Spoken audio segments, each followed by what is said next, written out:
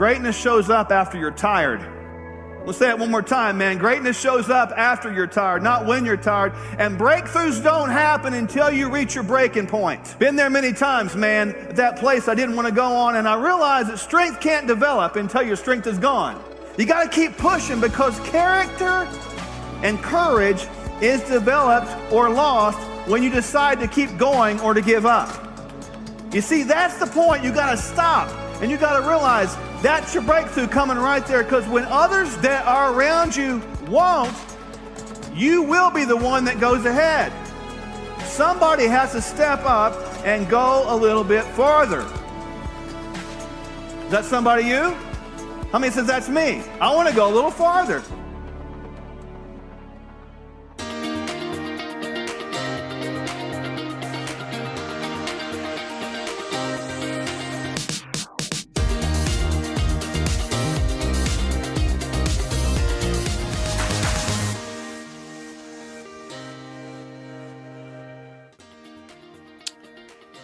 Well, welcome all to our brand new show, FurtherMore. Welcome. We are so excited to be here. We can't wait for you to join us on our new platform, FurtherMore. Check this out. Look at this. Great set, great people. We're excited to be here with you. Thank you for joining us. FurtherMore. What a name. Yes, we just decided that, from hope and health, we were going to go a little further and become hope, health, and freedom. So we can't wait to educate you in all of these areas, providing you truth. And as you know, education is the key to growth. You can't change what you don't know. Well, and we want to take you a little bit further. As you saw in the intro, people today are not really living the way they should be. They're like setting the bar down here, and we need to go a little bit further and set the bar up a little bit higher and do more. Hence the name FurtherMore. And we really got to think about what we're doing, folks, because listen to me very carefully. The world is upside down right now. And being upside down, we have one opportunity to put it right side up. And many times that opportunity lies right here with us as individuals. So you have to look yourself in the mirror and say, am I doing all I can do to stand right side up in an upside down world? Am I going further? And do I have the courage to do a little bit more? And I think really, when you look at all of us, we have it inside of us, but we've got to make a point to actually engage in that battle. With that said, we didn't always start off as TV personalities at all. Our life has got a lot of twists and turns, hasn't it? Oh, people think that we've been born with a silver spoon in our mouths and that with just everything's been handed to us. But more like a rusty spoon, that is. Those twists and turns, boy, they are pretty twisty. Well, they are, no kidding. And unfortunately, people don't really know who we are. We really have been through a lot, and we're going to talk a little bit about our stories tonight. But before we begin, we're going to tell you what you're going to learn tonight, because we're going to go over some really cool stuff, and we'll do this at the beginning of these shows to kind of give you a clue what's going to happen tonight. So when you look at this, what we're going to learn, there is really, and this is important, there's three kind of, I call them prisons, right? There's this thing called big church. And when you think about big church, it's like, oh no, he's not going to bash church. I'm not bashing the real definition of church. I'm talking about the institutionalized big church that's controlling people. Did you know that hope can defeat big church? There's a little wristband I've got on here. You can't see it, but it says Hope Dealer. We want to defeat big church, and I'll talk to you a little bit more about it. We'll just define what big church is a little bit later. Did you know that big medicine controls people? Big medicines control people, sweetheart, for a number of years now. They dominate us. Wait a minute. Am I not medication dependent? We're not born with a medication deficiency or shattering news right there. So health actually defeats big medicine. And did you know there's such thing as big government? I need today's world, who would deny that? Big government's getting too big and too powerful and too dominating and controlling. Did you know that freedom is the driving force to defeat big government? And we're going to teach you behind how that works. Now, to begin with, as I know my wife just said, we didn't begin with a silver spoon in our mouths. And I made jokingly the comment of it was a kind of a rusty spoon, if you want to know the truth. But our life has been one that has been characterized by overcoming. overcoming and getting really the idea of going over obstacles that some people couldn't say or saying impossible. Going a little further. A little further. And my wife here, I just will give her kudos, thumbs up, knuckle bumps, but I salute her and I honor her because she has been through a lot. And to kind of paint that picture before we lead into her story, I want you to just check out this trailer to a movie that's about her story.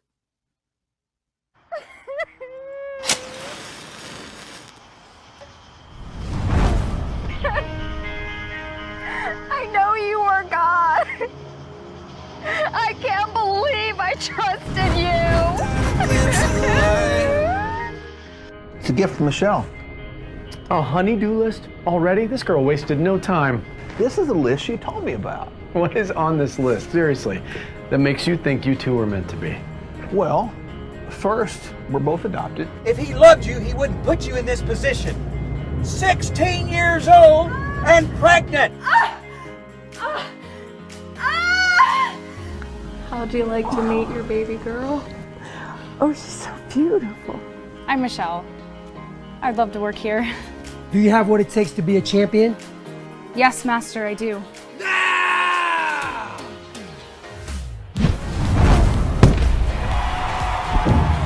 We need to get you in more competitions. We'll have you compete in local tournaments, regional, And nationals. finally, the Olympic team selection tournament. Did somebody try to hurt you again? Yes. But I don't think anyone will ever believe me. I still don't know what you mean. I can't compete anymore. My leg. But there are other things you can be great at. We want to pay for your first semester of college. I know what I want to be. What is it? I'm going to become a doctor. Come on. Don't you think this story is getting a little hard to believe?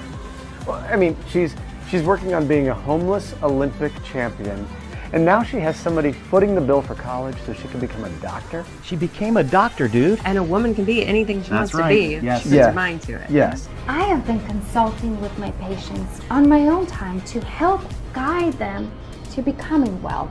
This list is your clinic.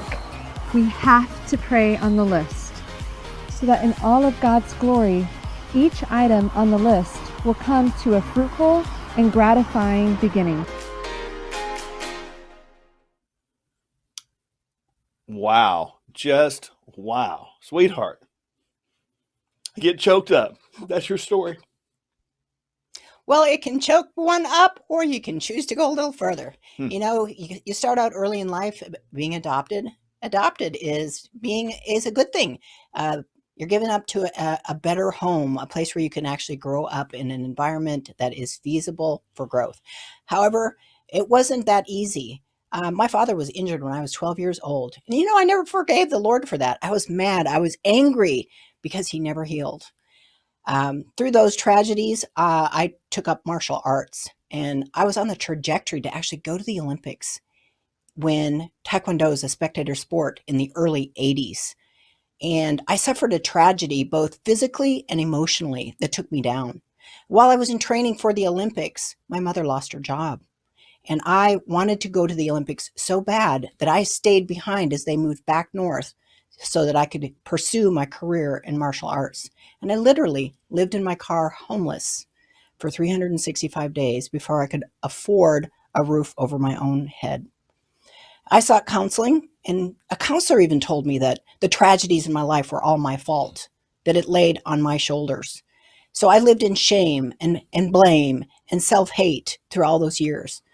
I did regain my confidence, however. A friend told me that, why don't you go back to school and do something different? I'll help you get your feet back on the ground. And I went home and thought about that and never looked back. I wanted to be an osteopathic physician so I could help people heal physically, emotionally, intellectually, and spiritually. I underwent 12 years of training to become a internal medicine, sports medicine trained physician so I could help people in every single way. But after 6 years in medical practice, the system decided that I wasn't a fit. and they let me go. No warning. The next day, I showed up without a job, and I sat in the dark for 2 months with a sign in my front room that said, "Be still and know that I am God." And 2 months later, the Lord spoke, and he said, "Go. It's time to open your own practice." In that practice, I worked a good 6 months, grueling. Who would know how to open a medical practice without any training? How to put table paper on the tables? What kind of syringes you buy to stock the shelves? What do you do? So I was overworked, understaffed, and wanting a partner. And a friend said to me, "Well, if you want these things, you want a partner, and you want help in the clinic, why don't you make a list?" And that's how the prayer list was born. I made a list. My friend and I, we prayed about it. And 2 weeks later, the love of my life walked in the door. And today, we run the Functional Medical Institute together. And now we're hosting this awesome show, FurtherMore. That's the way to go a little further.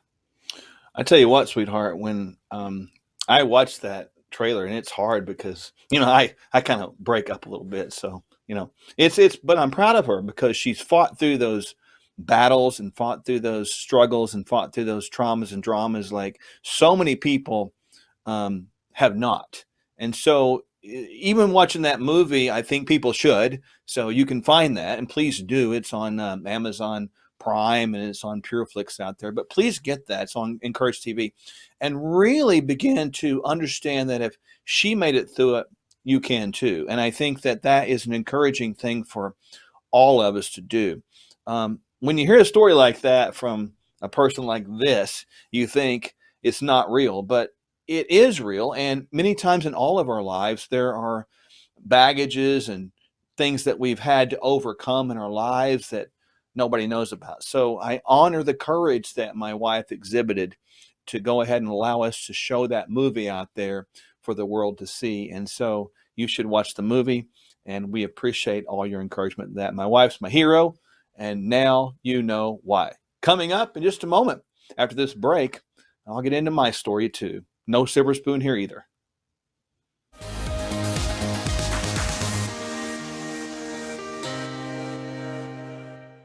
It has been said that knowledge is the greatest of all things. And though it is important and highly available through multiple sources, there is indeed something of much, much greater value. It has also been affirmed that people do perish for lack of knowledge. However, the most valuable of all things is wisdom, which is the correct use of knowledge. So, what then is the opposite or the incorrect use of knowledge? Now that, my friends, is foolishness. So here we have the great choice: wisdom or foolishness. Choosing knowledge is not enough. We must choose to understand the correct application of knowledge, which is impossible without wisdom. In order to find wisdom, we must first understand the greatest source of knowledge, which is a reverent and holy fear of God. So knowledge begins with the fear of God, and wisdom comes from God. So seek wisdom with all your heart, for it holds the greatest of all value.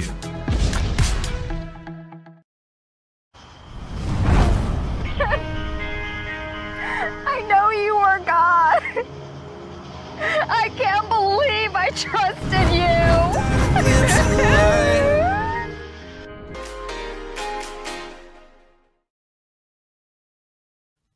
So there you go. The Prayer List movie is a movie of a hero who happens to be my wife. So I was that guy that she prayed in. I'm thinking to myself, my goodness, how could I live up to the list? Yes, you were. You were. She had a heck of a list, I will tell you.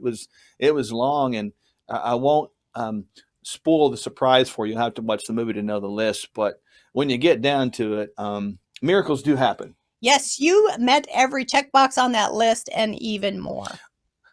And then, of course, when it comes down to talking about your story, boy, the things that you overcame, they're no match for some of the things that I overcame. Well, I mean, we say that, but in reality, I mean, we've all been through stuff. But again, I mean, I think about the things I've been through, and when you're going through it, you don't think about the odds that are against you or the mountain that's in front of you. You think about just getting through the day and just fighting another day and just living another day. But in my life, it wasn't easy. I was an adopted kid. And when you're adopted, like my wife and I were both actually, there is a missing piece there, and it's not a bad thing. But, I was able to meet my birth mother. But sadly and tragically, that was after my mother who raised me had committed suicide. And that took my breath away, because at the time, I was a police officer, and I had, been out there on the SWAT team, and I served my community and been all around the world, even traveling with the world famous power team, breaking bricks, and actually traveling around speaking in schools with an anti-drug and an anti-suicide message. So the irony of it all, going through that pain while I was in law enforcement dealing with tragedy, I was dealing with tragedy in my own life. And, nobody knows what you're going through at the time. So I kept it kind of quiet and tried to, just get the stiff upper lip, if you will, and still fight through the days. But I learned a lot. I learned that in the alone time, that's the time that you find God. That's the time you see God's hand at work, because life can be so busy that you just don't hear very well. And so I remember one time I was all alone in one of the greatest tragedies of my life, shortly after that. And I was sitting on my floor in my living room, and like we've all done before, you're just crying there, and you're kind of angry or maybe aggravated at God, or maybe questioning God. And I did say out loud of my mouth, I said, "God, why is this happening to me?" And I said that, right? And it was like, you don't expect an answer. You kind of expect silence. But in this case, don't call me crazy, I actually got an answer. The answer was, "Who do you think you are? Look what they did to my son." And I thought, okay, I got it. And that kind of put me right back down into my place of humbleness. Because a lot of times we think that we are above bad things happening, but in this world you're going to have troubles. It's what you do with those troubles that determine what the future holds. And I didn't quit. Wanted to. I'm sure my wife wanted to many times, but it was hard. You got to keep on going. And even in my last years of being on the police department, deciding to go into the idea of expanding the serving and protecting mode, going into the idea of naturopathy, and then meeting my queen, right? Who would have known that at this point in history, after all that tragedy, that, we could go stand on the stage and there would be, thousands of people in person and perhaps millions online listening to us and even caring what we say. I mean, who would have thought that? And to that point, because of what we have been through, we absolutely do not take for granted one thing we say. Even what we're saying right now, our hope and prayer is that it comes straight from the heart, and it's not from just words that we made up to try to impress somebody, but the words that we speak, we want them to be really seasoned with the Spirit of God to give you peace over the course of your life.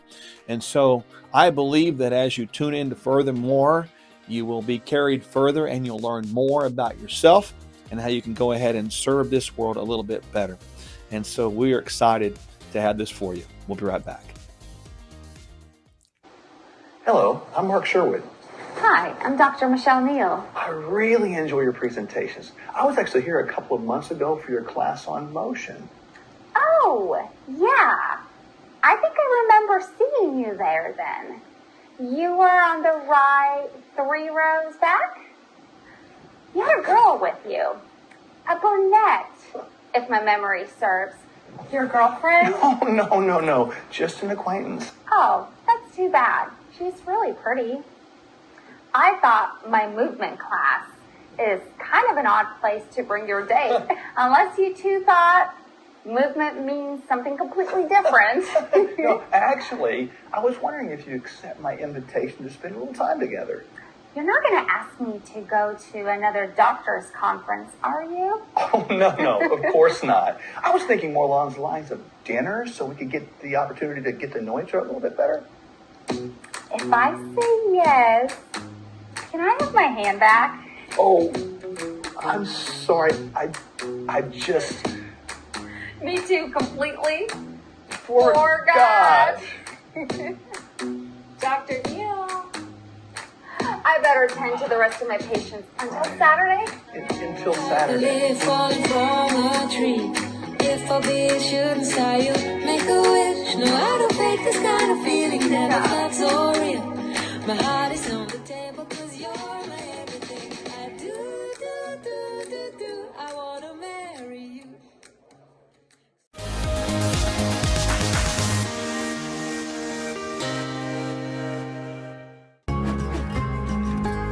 I've experienced tremendous hurts in my younger years.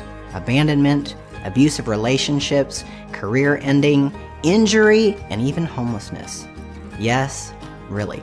For a long time, I let resentment and unhappiness pile on and keep me from moving forward.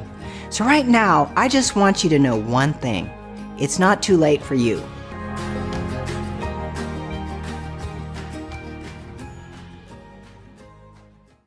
Big government, big medicine and big food and big church. Let me explain myself. Big government. If you're out there depending on the government to feed you, clothe you, and finance you, you're in bondage. If you're out there depending on big pharma to bring healing into your life, you're in bondage. If you're depending on the government to supply food for you that's been genetically modified and subsidized to kill you, you're in bondage.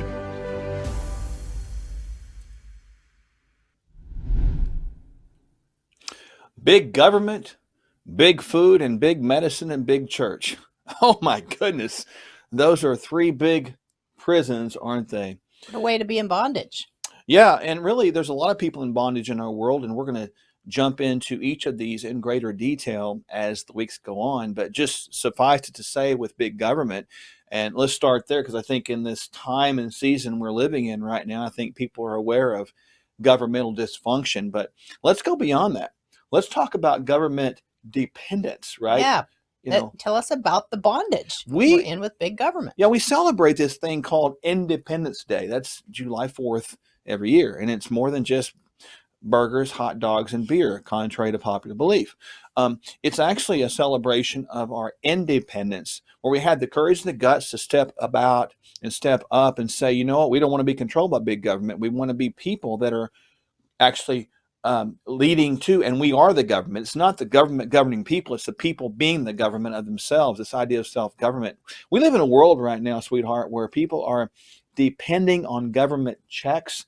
They're dependent on government cell phones, government subsidies, and they don't know how to exist without that. And the government just continue to print more money, and it's not going to work. It's unsustainable from the governmental standpoint. But the worst thing is it's unsustainable for humanity, because when you live like that, you forget the idea of how to think for yourself. You know, when you don't think for yourself, somebody else is thinking for you.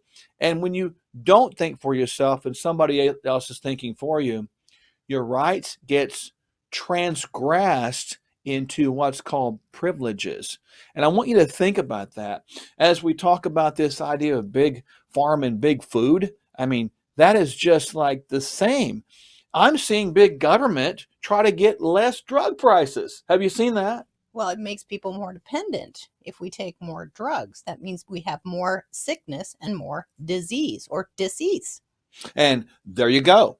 You get this idea of if the government can lower drug prices and they become your heroes, you become dependent upon them for drugs that you're not born with a deficiency therein. What am I talking about? A majority of our diseases today are caused by big food, which ties into big pharma, called the FDA. I kind of call that the match made in, well, Hades, if you want the truth about it. It doesn't work. What does food have to do with drugs? There are two different things. And last I checked, Hippocrates said, let food be thy medicine. He didn't say let drugs be thy salvation. He did not say that. Hippocrates would probably be rolling over in his grave right now, and probably is. The bottom line is, people today are dependent upon big drugs and big food, aren't they? Absolutely. You know, Big Mac drive-throughs, you know, what do you call it? McDeath? Yeah, I call it McDeath.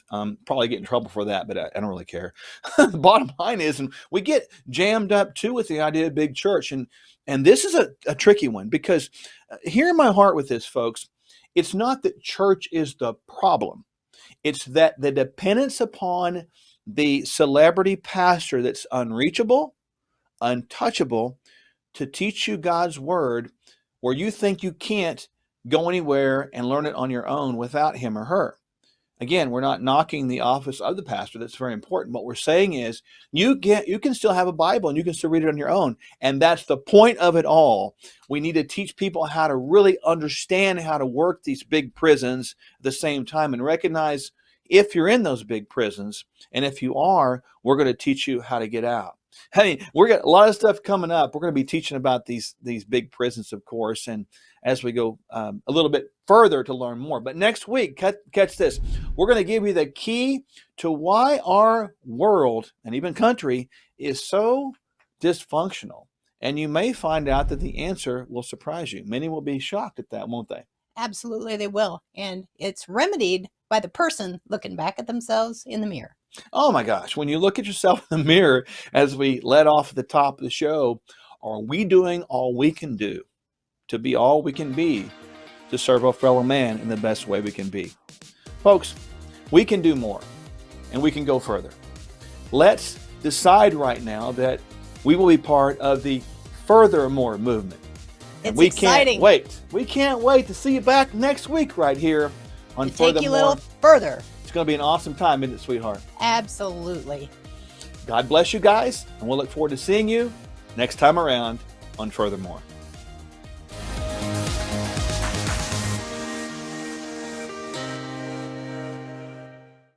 This is not something that is a Mark idea and a Michele idea. This is a God idea.